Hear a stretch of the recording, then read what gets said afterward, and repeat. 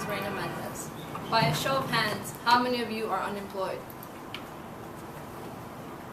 How many of you know someone who's unemployed? How many are you looking for employment? Well, you're not alone. According to the Bureau of Labor and Statistics, as of February 2012, there are 12.8 million unemployed Americans. It seems like many Americans are trying to find jobs, but the economic recovery seems slow. The reasons are tied to the environment of the financial market before the recession began.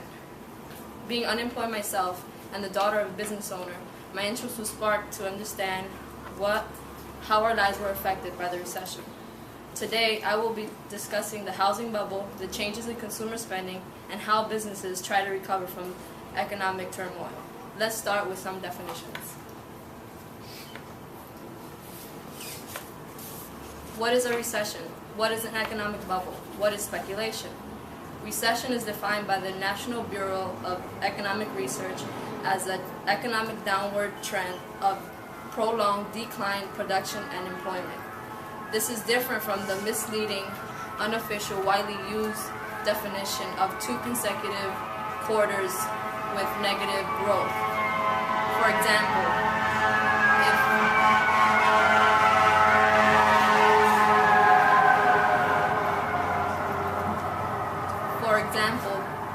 if one quarter has negative 5% growth and the next quarter only has negative 1%, yet the following third quarter is negative 10%, there would still be an economic recession. An economic bubble is defined as the uprising of prices followed by a sharp decline in prices because of massive sell-offs. And speculation is defined as the taking of high-risk investments with the hopes of returning high profits. So now that we have an idea of what these economic terms mean, let's talk about the housing bubble. The housing bubble contributed greatly to the economic decline we see today. Investopedia explains the housing bubble as the housing prices going up sharply, combined with speculation, led to the belief of investors that the market would have indefinite growth. Historically, an act passed in 1933 called Glass-Steagall meant to prevent just this by separating commercial and investment banking. However, during 1999, Graham-Bailey Act repealed the 2 provisions stating that. As a result, deregulation ensued and the overuse of subprime mortgages followed. Subprime mortgages are the loans that banks give to people with low credit ratings, and in return, banks took more of a risk for a higher percentage of profits. What they did not count on was American wages stagnating. With the elements of globalization, advancement, and technology, jobs were lost and people could not pay for their mortgages.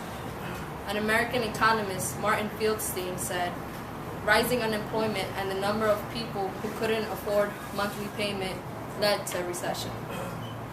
Even those with jobs suffered from poor wages, according to the Center of Budget and Policy Priorities, which in fact affected consumer spending. Given that we need jobs to be able to contribute to the economy, you can probably see how unemployment and foreclosures have damaged the American business.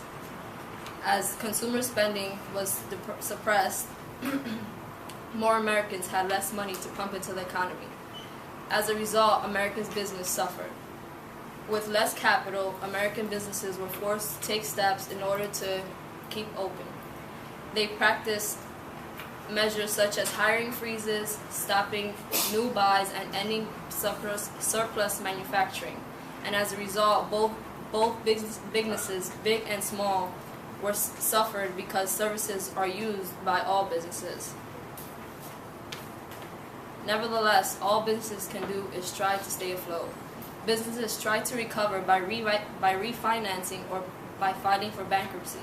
Financing is defined as both parties agreeing on new terms for the loan agreement, and bankruptcy means the company cannot repay back its debt.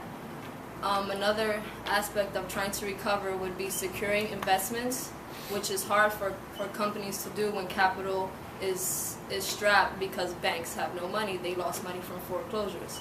So without more cash flow, it is tougher for smaller companies than bigger companies. But one thing to keep in mind is that recessions don't last forever. So to summarize, as we observed, the key terms helped us to understand the recession better, and we saw how changes in Congress changed the investment environment, and hence consumer spending was suppressed. America's businesses had to take steps to not fail. Fortunately, as economists keep reminding us, recessions are not depressions, and we are improving. Thank you. Thank you. It was 5 minutes and about 30-second hold, so say 5 minutes. Thank you, Reyna.